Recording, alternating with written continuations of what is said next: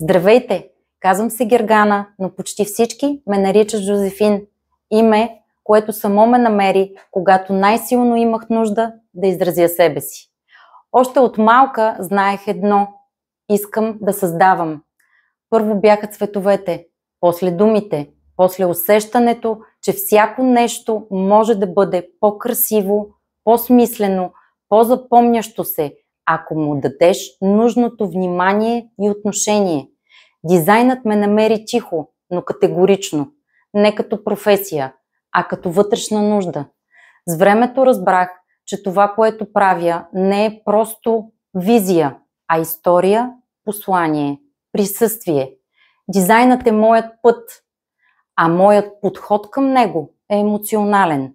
Вярвам, че най-силните марки не са тези с най-шумната реклама, а тези, които говорят честно и изграждат доверие, събуждат усещане за принадлежност.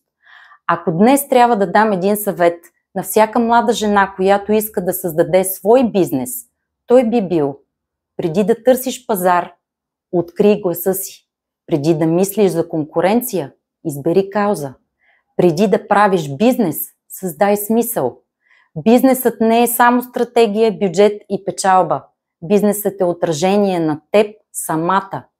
И ако ти си смела, отдадена, честна, бизнесът ти ще бъде такъв.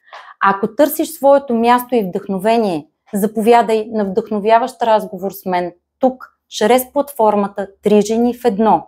Мога да ти бъда полезна по въпросите за брандиране, визуална идентичност, маркетинг стратегия, изграждане на собствен бизнес, събитийна организация и дизайн на авторски бижута.